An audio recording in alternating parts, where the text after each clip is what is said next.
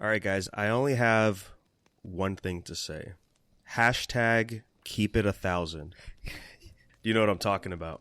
Nope. I absolutely know what you're talking about. Fucking age 1000 forever, baby. Let's go. I'm here, dude. So, Gerry, since you don't know, the Dragon Ball 40th anniversary announcement happened, I think last week as of this recording. A lot of big news. Battle of the Gods remake is happening. Who cares? We're finally getting the Moro arc for Super animated, which is awesome. And then one of the other things they announced was a new online game called Project Title 1000 or Age 1000. So it's going to be like Dragon Ball Online. It's like an old MMO where we're in the future of Dragon Ball and Gohan wrote a book about Chi and now everyone is a hero. Along those lines. And they showed off this animation with John Dragon Ball, basically, the main character. And he's just this pasty white boy with gray hair wearing a green outfit. Yeah, he's a Super Saiyan. Okay, cool. And then everybody was dogging on him for days after this. Who does Blood think he is? And then all of a sudden, in the past few days, a total 180 flip. And I'm going to post it in the Discord so you could see these. I love the way you're explaining all of this. I did a deep dive last night before bed. Or excuse me, while I was in bed. I just kept seeing the memes are here of John Dragon Ball because of hashtag keep it 1,000 from, I believe, Bandai replied to somebody and they kept saying that. So now that's the whole thing. And it's just great how organic this 180 flip has been. And I'm like, you know what? I'm all in now. Dude, that second picture has me fucking dying. Did they... That's commitment, dude. Holy shit. You know the original image is 20 years old. The image we're laughing at is it's the old school Dragon Ball Z super low res photo of all the villains just in front of the saved and reposted and screenshotted 1,000 times. It's where it's the thing that they used to take mugshots where they have their height. That's what it is. Their height scaled. Yeah. Yeah, they're all tatted, wearing bandanas and tanks, and then they just they put John Dragon Ball on the back. It's so good, man. But they're all wearing fucking white wife beaters. They're just fucking wearing one. Mm-hmm. They made John Dragon Ball as fuzzy as the image. Yeah, dude. That's the commitment part, dude. So good. I was really hoping it was going to catch on, but I saw someone say, John Dragon Ball? Nah, bro, keep it 1,000. I'm going to call him Bands until we get a real name. And I said, that goes crazy. That's pretty good, dude. That shit goes so Bands good. with a Z, dude. Oh, hell yeah. It goes bro. insane. Damn, that's pretty good. This is going to go so nuts, bro. And I just love how he's rocking the Capsule Corp belt. Just looks like a straight up security guard. Yeah, the fit a little corny, but he's rocking it. So. Oh man, that's his colors for sure, dude. For sure, dude. He going Super Saiyan, and he got the fucking ears pierced. Damn, he corny, but he moving, huh? God forbid a John catches a little motion. Dude, the fourth image is just so fire, bro. It's a fan art of John Dragon Ball as fucking Super baby John. Super baby. Yeah, baby John too. Yeah. So good, dude. Oh man, I love how the belt has a little smiley face with a heart on it. Mm-hmm. I love OC so much. Fuck. But honestly, that line across the chin, that shit looks sick. Yeah, somebody drew him as Super Saiyan 5 as well, and somebody said, bro's 3 days old, he's already got Super Saiyan 5. I really want to see if he gets a super version, because you know how there's Super Trunks and then Super Vegeta, and in both cases, they just have they just really buff the fuck out of these guys, especially Super Trunks. I want him to have one of these, dude. I want him to be Super John 3, and he just goes strength tank mode Frieza stage 3. That's so sick, dude. It's just so funny, man. Oh, I did end up trying. Did we talk about Blaze Blue, the entropy thing? No, we talked about it. We didn't talk about it on the show. A couple of new demos have came out that I've had my eye on, and one of them was the new Blaze Blue game that dropped. It's supposed to be a spin-off roguelite. It's been a couple weeks since I downloaded it, and it's honestly not bad. You get 3 characters off rip that you can try, and the demo is, I don't want to say like it's long, but it's a fair amount of gameplay that you can play. It's like I think about like 3 or 4 stages, and each stage has like 1 or 2 parts.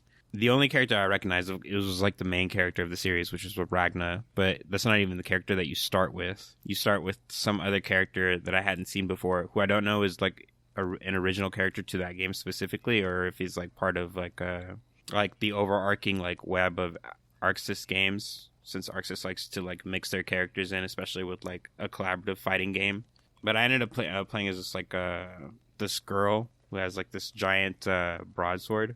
And like when you attack, she summons like these crests. So they're like little after effects that kind of like stay on the screen when she like does a swipe or something like that. And that kind of like acts like as an additional hit. And her whole synergy is just basically like, you know, the more stages you go along, you can power her up in different ways. Like you can add more moves that give her more crests, or you can increase the size of the crests.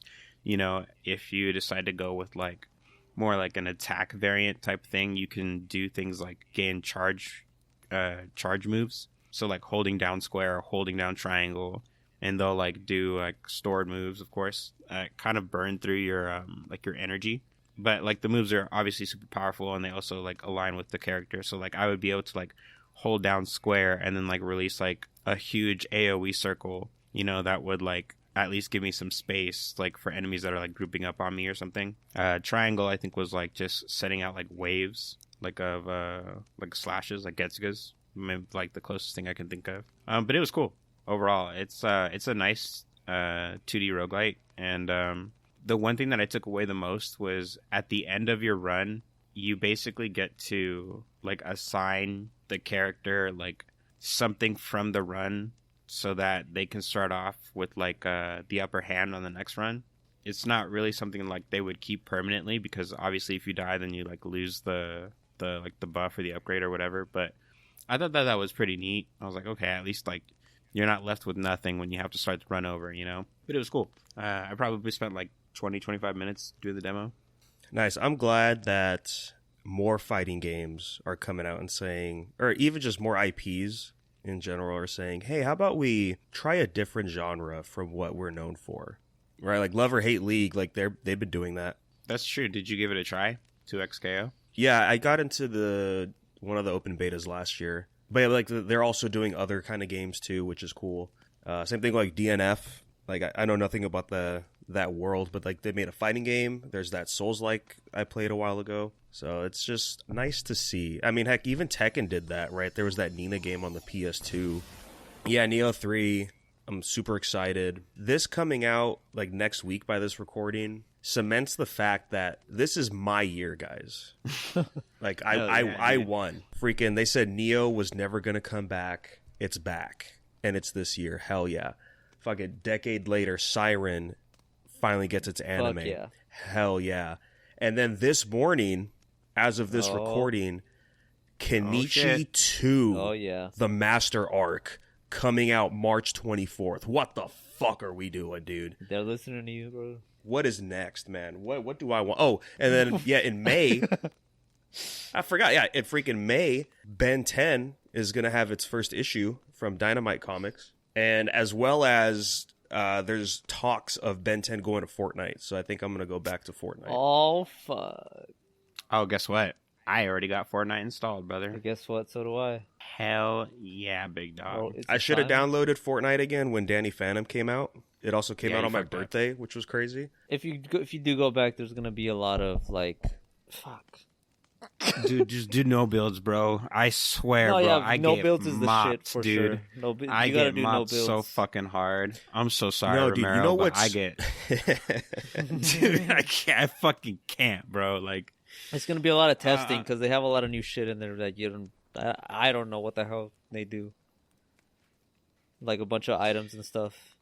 And dude, have you seen stuff lately? The porta potty, that fucking game, dude. It's crazy, man. All the collaborations. Did you see when SpongeBob was in the game? Yeah, it's so funny, dude. Seeing Hatsune Miku with the mini SpongeBob. Dude, I'm not even talking about that stuff. The fact that Fortnite is basically a game engine now is crazy. Yeah. Oh, right. That's Because right, you can make your own custom games and stuff, and that's cool. And I've seen some stuff where it's like that body cam game when Unreal 5 was coming out, the hyper realistic looking one, and then somebody made a mode like that in Fortnite. Like, oh, that's pretty cool. I saw the other day someone's making like an MMO in Fortnite. Oh my god, are you serious? Yeah, Jesus you explore the Christ. map, and when you open the map, everything is clouded, and as you progress, you explore more of the world, and it opens up. Insane. But yeah, super crazy, guys. Kenichi's back.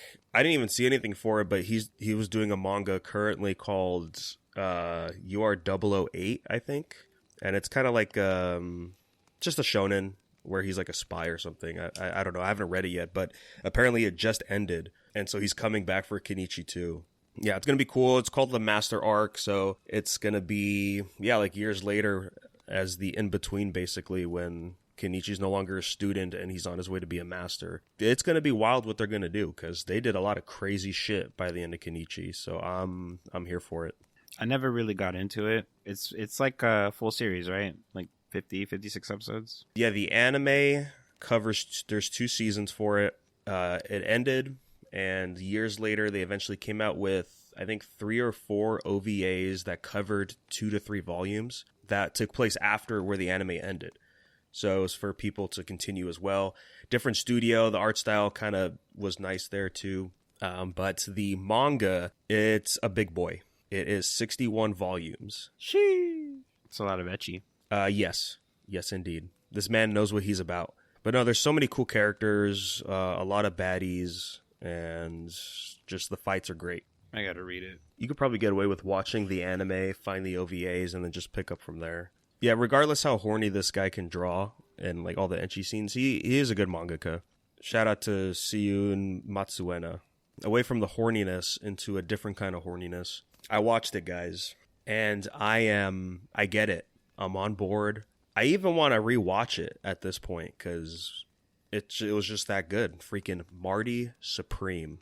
I thought about watching it, but I didn't get around to it today. How long is it? It's 2.5 hours.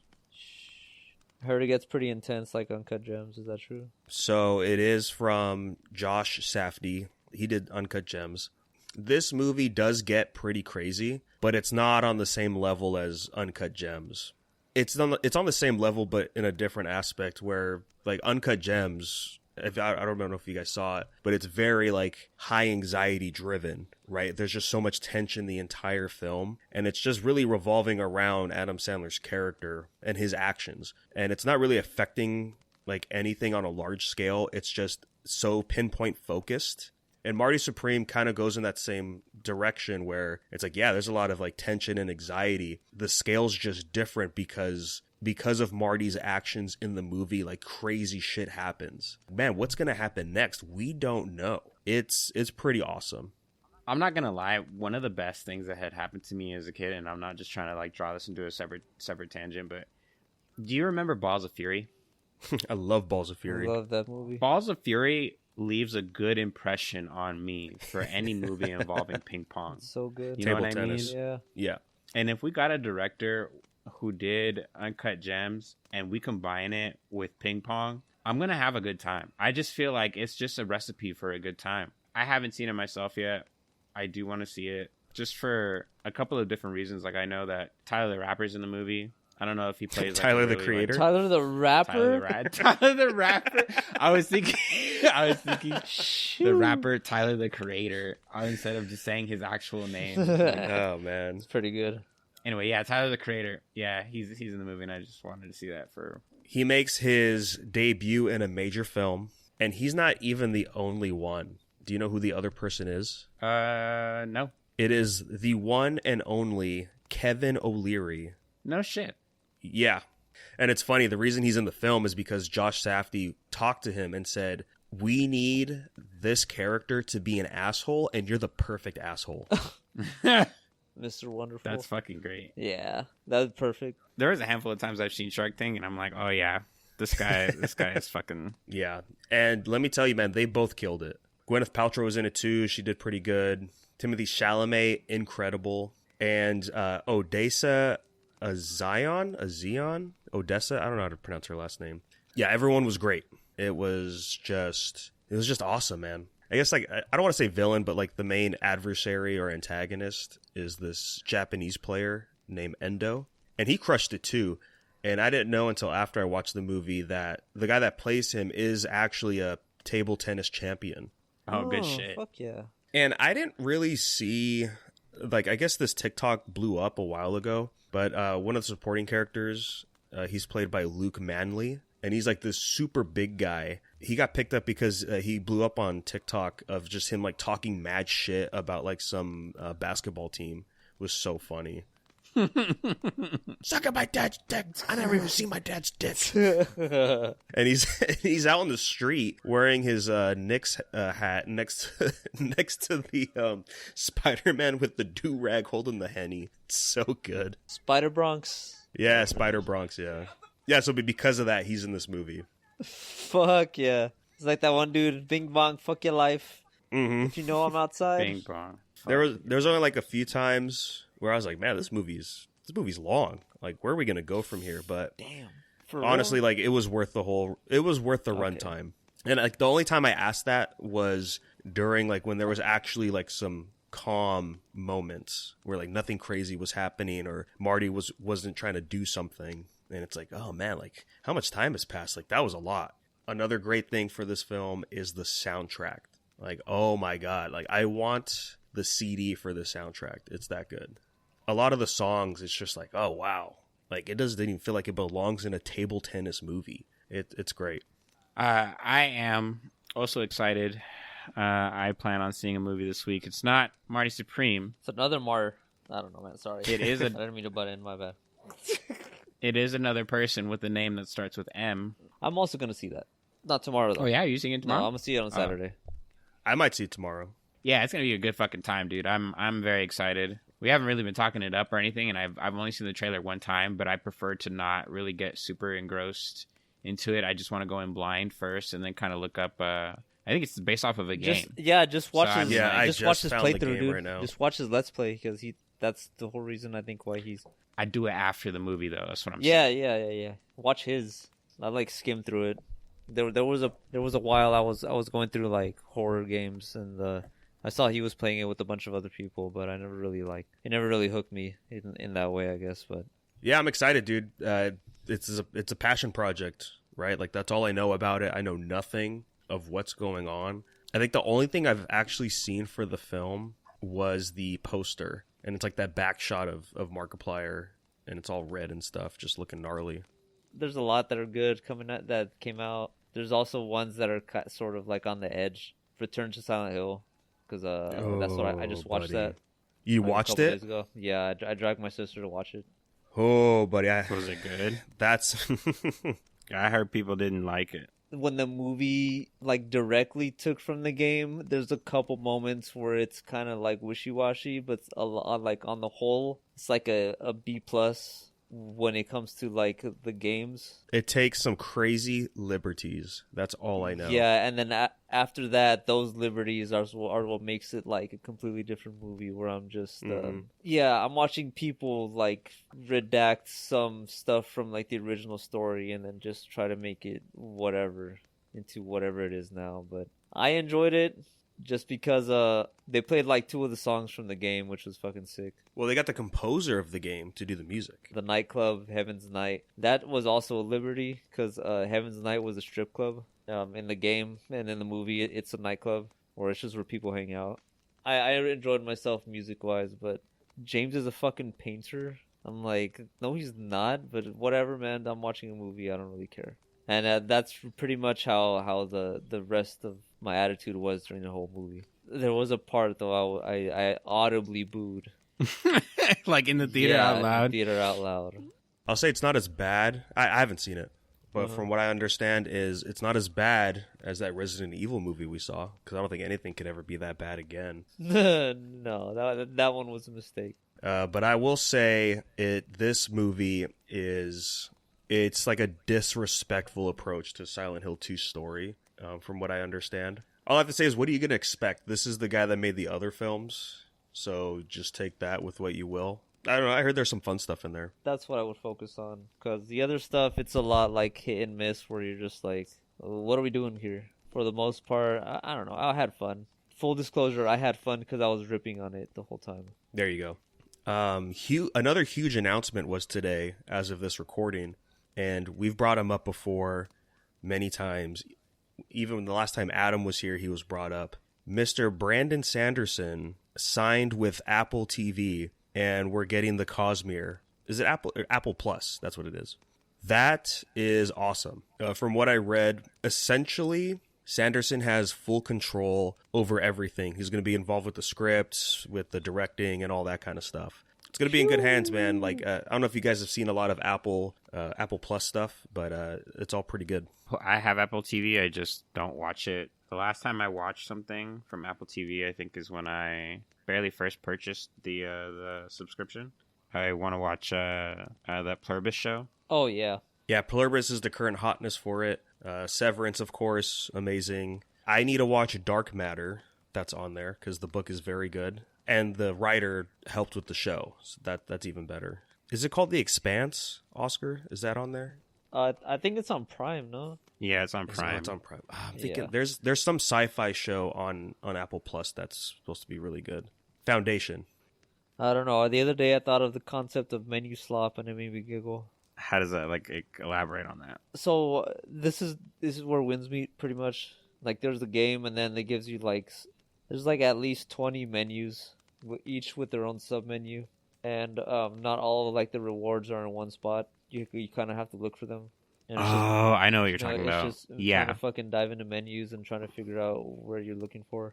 Or trying to remember where to get this, or to buy this one upgrade. Because that too, the shops aren't all in one. Like, some of the shops you have to go to a different tab or something to buy a certain item, and it kind of fucking gets annoying because you get lost in the beginning. That concept is definitely something I'm familiar with. It's just really terrible UI design, and I think that you'd see a lot of that typically for MMO games. Because MMO games usually just have so much shit going on. I haven't played Final Fantasy 14 in depth personally. I've only just played when I ever had the trial, and that was just a few years ago. For just MMO games in general, I always imagine that's one of the big issues. They have terrible UI. Call of Duty also has terrible UI. They when you talk about menus and shit like that, I get pissed off when I go to Call of Duty or Fortnite, and it's just you have to try to figure out how to not queue in on the little cards on the bottom and not just go over to your right to filter to your friend's party and turn off your team chat. All this bullshit at the same time. It's all right, everybody. We're going to go ahead and wrap up this episode. In case you have any questions, email us here at unversedpodcast@gmail.com. Tune in next time when we talk about MOBAs.